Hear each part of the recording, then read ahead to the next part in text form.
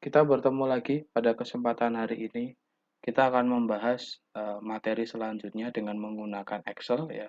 Materi yang akan kita bahas di sini adalah nantinya adalah fungsi if, statistika dan fungsi teks nantinya ya. Nah, untuk beberapa kesempatan sebelum UTS waktu lalu kan kita sudah pernah membahas tentang materi Excel ya dengan materi di sini dengan menggunakan fungsi eh, statistika dan fungsi operator aritmatika ya. Nah, kita akan melanjutkannya pada kesempatan hari ini dengan ditambah dengan fungsi if statistik dan nantinya mengenal dengan ditambah dengan fungsi teks ya. Nah, pertama, saya akan menyampaikan untuk yang fungsi if statistik ya, di mana statistik yang kemarin sudah Anda pelajari seperti kayak sum ya, terus average, ya, count dan lain-lain itu kita akan tambahkan dengan kondisi if. Berarti kondisi if di sini pasti ada syaratnya atau ada kondisinya ya, di mana nantinya tujuannya untuk supaya kita untuk mencapai tujuan tertentu. Kalau kemarin sum biasanya ketika Anda eh, tulis rumusnya ya di Excel, pasti Anda langsung blok dari sel sekian sampai sel sekian, kemudian Anda kurung tutup, Anda enter. Selesai muncul hasilnya ya. Nah, kalau di sini nanti dengan menggunakan fungsi seperti ditambah dengan statistik dengan ditambah if, kita akan masuk ke contoh pertama ini ya, dengan menggunakan sum if, itu berarti nanti ada yang diikuti enggak tidak cuman sel yang kita tuju saja, tapi nanti diikuti dengan kriteria dan sum rank-nya ya, bila nanti kita ingin menggunakan sum if ya. Kita akan mencoba langsung masuk ke contoh ya. Nanti untuk demo contohnya juga akan saya tunjukkan dengan menggunakan Excel ya secara langsung. Untuk materi kita masih menggunakan materi dari PDF yang pernah saya bagikan di Google Classroom ya. Jadi nanti Anda bisa download di sana ya. Nah, untuk materi sum if ya, yang pertama ya, kita coba di sini melihat di sini ada data dengan berisi 250, 300, 100, 50, 200 dan 100 di sini ya.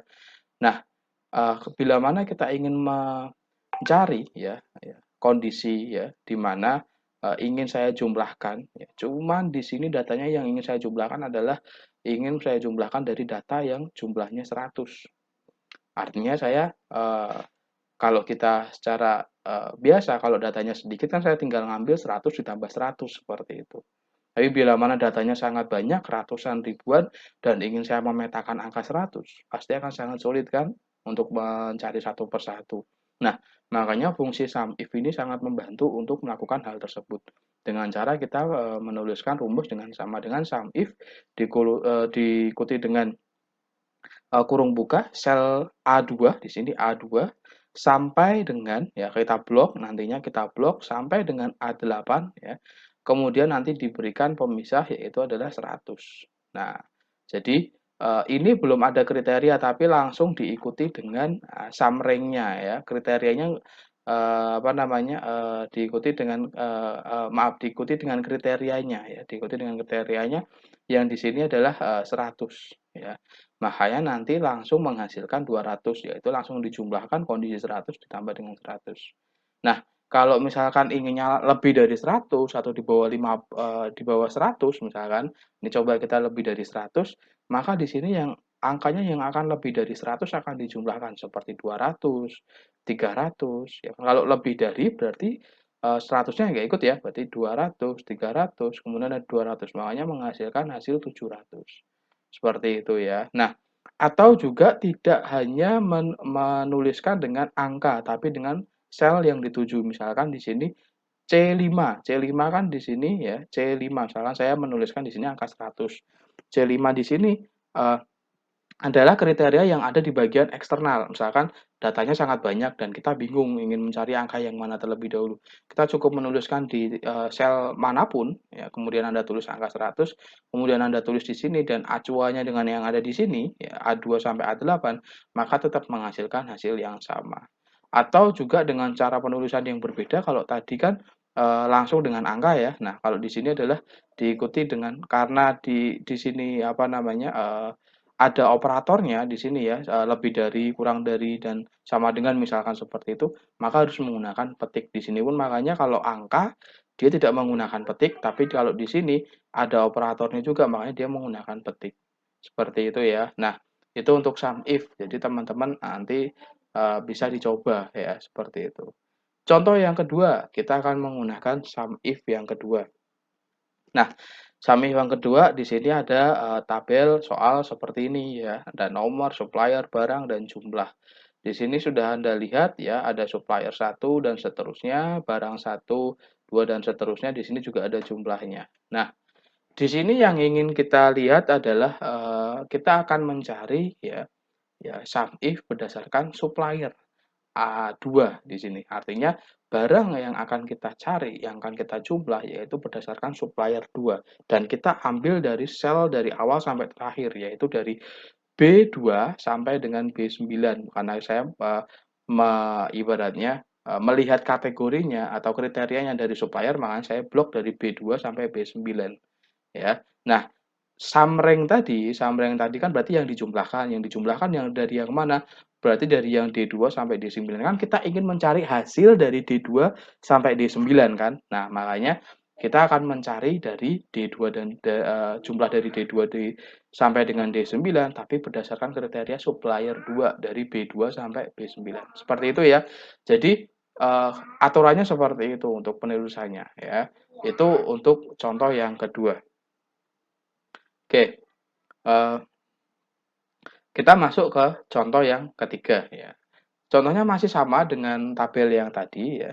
Cuma sekarang kita akan mencoba ya tidak dengan menggunakan model seperti contoh yang kedua, tapi dengan menggunakan contoh sel-sel yang kita tuju. Yaitu misalkan kita ingin mencari berdasarkan barang 3 ini ya. Nah, barang 3 berarti kan ada menunjukkan di sini C2 sampai dengan C9 gitu kan karena Anda berdasarkan barang ya. Nah, kemudian Anda mencari di sini dari eksternal ya, barang 3 seperti kayak tadi ya. Tapi bukan dari dalam tabel tapi dari luar F3 di sini. Nah, kemudian Anda juga sama sum rank-nya dari D2 sampai D9 seperti itu. Nah, itu untuk statistik apa namanya? Dengan ditambah fungsi if ya. Jadi seperti itu ya. Nah, jadi nanti dengan seperti itu teman-teman semua bisa melihat ya kasus contoh-contoh yang ada karena ini contohnya sangat bervariatif juga ya. Nah, misalkan juga ini contoh yang ketiga sekarang. Di sini ada contoh untuk misalkan di sini ya kebetulan tulisannya ada ballpoint, buku tulis, buku gambar dan lain-lain. Dia ingin asalkan yang muncul adalah buku ya, baik itu buku tulis maupun buku gambar ya, misalkan ini ngambilnya banyak gitu ya langsung ya di sini ya. Nah, itu cukup diberikan dengan format bintang seperti ini. Tapi jangan lupa dikasih tanda petik ya karena dia bentuknya teks bukan angka. Makanya nanti setelah itu secara otomatis kita berdasarkan sum rank-nya C 2 sampai C9 maka secara otomatis yang dijumlahkan adalah buku tulis dan buku gambar. Karena dia ngambil dari kata buku. Kalau folio juga ya sama dan nanti di sini juga ada apa namanya misalkan ngambil berdasarkan ukuran kertas 60 gram dan sebagainya. Terus juga ada kertas folio. Nah, kertas folio di sini, nah kertas folio nanti di sini ada ditambah dengan tanda tanya karena apa namanya teksnya nanti bisa apa namanya ada yang berupa angka, ada yang berupa huruf ya. Jadi makanya mungkin dikasih tanda tanya seperti ini. Nah, ini nanti contoh untuk yang ketiga ya, seperti itu. Baik pula nanti untuk yang count if ya, mirip-mirip seperti itu. Jadi nanti Anda bisa melihat contoh yang ada di modul ya. Oke.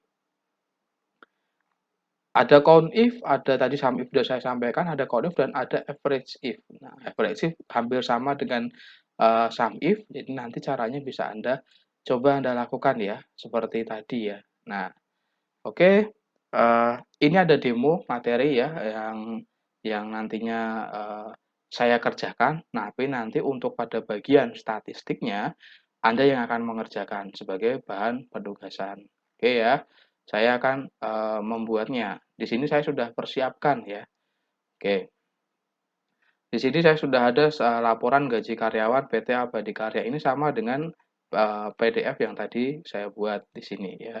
Di sini komisi pajak ya, komisi 12,5% ya, dan pajak 5%. Nah, ini nanti ketika Anda buat ya, kalau Pak, bagaimana caranya untuk bisa membuat dalam bentuk rupiah? Jangan lupa nanti diblok terlebih dahulu, Anda nanti bisa pilih di sini formatnya accounting. Cuma nanti kalau accounting formatnya dolar, Anda bisa pilih more number format, Anda ubah dulu dalam bentuk rupiah. Nah, nanti rupiah di sini bisa Anda lihat yang ada di agak sedikit paling bawah kalau nggak salah ya. Itu nanti Anda bisa cari rupiah di sini. Nah, ini. Nah, Indonesia nanti komanya dihilangin. Nah, ini seperti ini. Nah, seperti itu ya, nanti biar formatnya menjadi angka rupiah.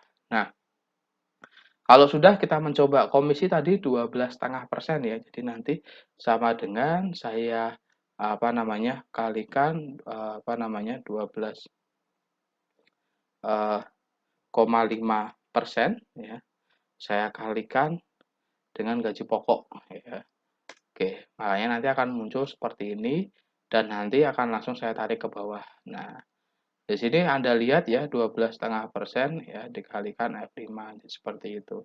Nah, secara otomatis ini sudah saya format dalam bentuk rupiah semua ya. Jadi nanti Anda bisa membuatnya juga sama seperti itu.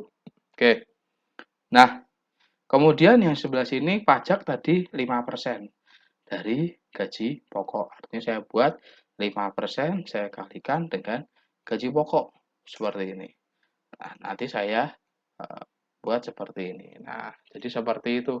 Kemudian untuk net gaji berarti Anda sudah tahu ya, berarti nanti ada gaji pokok yang dijumlah terlebih dahulu, makanya saya kasih kurung buka, terus kemudian saya tambahkan dengan komisi, saya berikan kurung tutup, dan kemudian saya kurangi dengan pajak.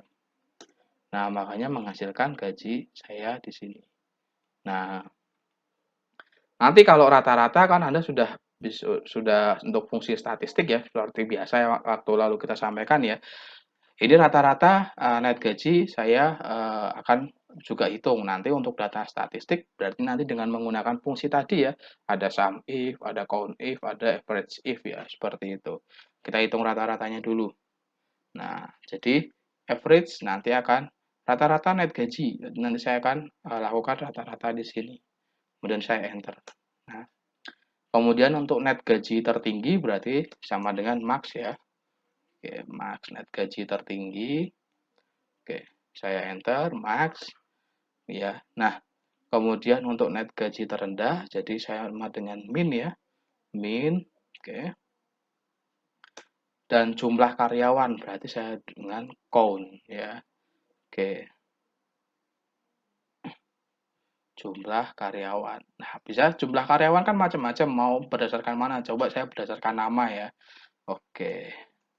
Oh, ternyata kalau jumlah karyawan kalau kita hanya menggunakan count kan tidak bisa. Berarti kita bisa menggunakan dengan count A di sini.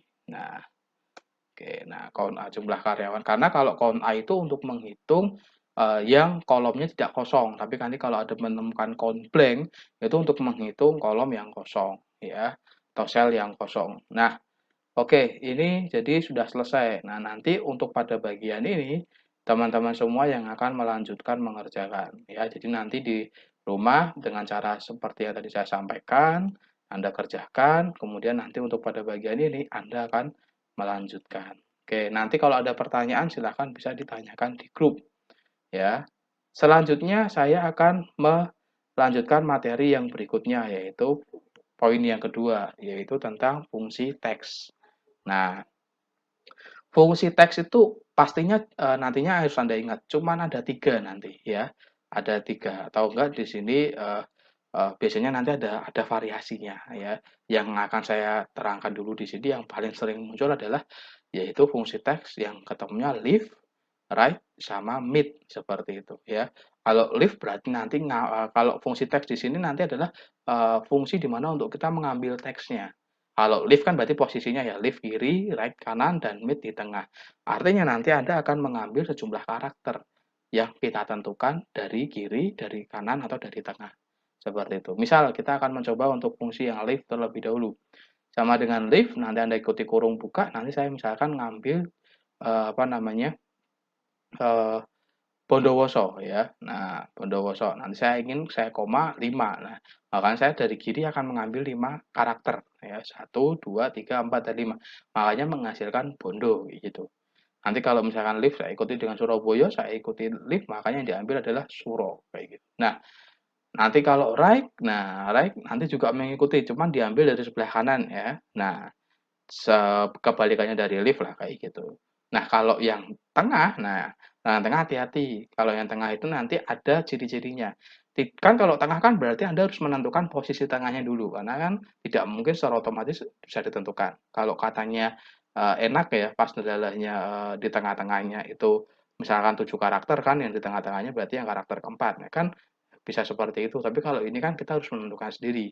Ya, makanya nanti misalkan Bondowoso, saya ingin ngambil dari karakter yang kelima. Nah, karakter kelima kan berarti kan diawali dari huruf O ya.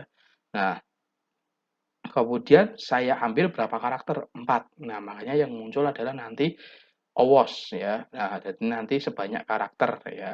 Sebanyak 4 karakter. Makanya nanti yang muncul karakter tersebut ya. Nah, kita akan coba dalam studi kasus ya di sini ya.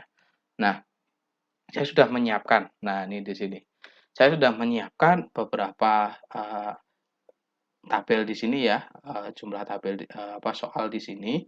Di sini yang ingin harus Anda lihat di sini adalah sudah ada kode jurusan, kode tahun angkatan, kode NIM. Nah, di sini sebenarnya kan yang diambil adalah lift, yang di sini mid, yang di kanan right ya. Nah, makanya di sini Anda harus bisa menggunakan fungsi tersebut. Jadi yang akan saya ambil adalah kodenya. Nah, Anda harus hati-hati dulu karena di sini kan karakternya Anda harus tahu ada berapa karakter ya. 1, 2, 3, 4, 5, 6, 7, 8, 9, 10, 11, 12, 13, 14. Ada jumlah 14 karakter. Di mana nanti 14 karakter itu harus Anda tentukan yang kiri yang mana, Anda yang akan ambil tengah yang mana, dan kanan yang mana, dan Anda akan ambil berapa karakter. Oke, kita akan coba ya. Nah, sama dengan lift terlebih dahulu kita buka. Nah, di sini teks yang kan secara otomatis dia muncul ya teks yang akan kita ambil yang mana. Nah, di sini. Nah, kemudian ini yang harus hati-hati. Setiap Excel itu berbeda-beda ya penggunaan fungsinya. Kadang ada yang menggunakan titik koma, kadang ada yang menggunakan koma. Ciri-cirinya Anda lihat teks bantunya di bawah. Kalau punya saya menggunakan koma. Jadi kalau ada yang menggunakan titik koma di laptopnya, Anda nggak perlu bingung kalau Pak, kok saya ngikutin Bapak pakai koma nggak bisa. Nah, Anda coba dengan menggunakan titik koma atau lihat di panduan di bawahnya di sini karena dia muncul teks bantunya. Karena saya di laptop saya menggunakan koma. Nah, kemudian ikuti jumlah karakter yang diambil. Karena saya ingin ngambil kode jurusan, berarti saya ambilkan berapa karakter? 3 ya. Jadi saya ambil 3 karakter, kemudian saya kurung tutup, saya enter. Nah, makanya kemudian saya titik tengah di sini, secara otomatis saya akan mengambil. Nah, seperti ini ya. Nah, untuk yang right dulu kita coba ya, sama dengan right. Saya kurung buka, saya awali dari sini. Yang ingin saya ambil karakternya berapa karakter yang dari kanan. Saya ambil 1, 2, 3, 4, dan 5. Jadi ngitungnya dari kanan ya. Saya ambil berarti sejumlah 5 karakter. Nah, jadi yang muncul seperti ini ya.